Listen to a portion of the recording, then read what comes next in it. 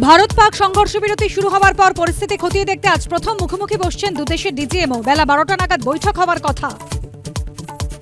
हमें इंफॉर्मेशन है कि हो सकता है ये पाकिस्तान आर्मी की टोलियां भी हों। ডিজিএমও বৈঠকের আগে চাঞ্চল্যকর দাবি লেফটেন্যান্ট জেনারেল রাজীব ঘাইয়ের। গুলি চললে চলবে গোলা, মাটিতে মিশিয়ে দেওয়া হবে জঙ্গিদের। প্রতিরক্ষা মন্ত্রী, বিদেশ মন্ত্রী, জাতীয় নিরাপত্তা উপদেষ্টা, সিডিএস এবং 3 বাহিনী প্রধানের সঙ্গে বৈঠকে বার্তা মোদির। সন্ত্রাসবাদের বিরুদ্ধে লড়াই জারি থাকবে। ভবিষ্যতে ভারত পাক আলোচনা হবে পাক অধিকৃত কাশ্মীর ফেরত পাওয়া নিয়ে। বৈঠকের আগেই নিজের অবস্থান স্পষ্ট করল ভারত।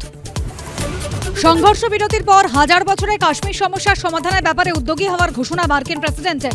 মধ্যস্থতা চাই না জানালো ভারত, খবর সূত্রে।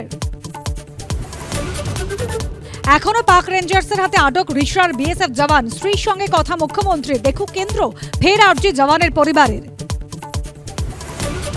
সংঘর্ষ বিরতি ঘোষণার পর কাশ্মীর মধ্যস্থতার প্রস্তাব। ট্রাম্পের পোস্টে তোলপাড়। আক্রমণে কংগ্রেস। দাবি সংসদের বিশেষ অধিবেশনের ঘণ্টাখানেক সঙ্গে সমান রাত 8টা।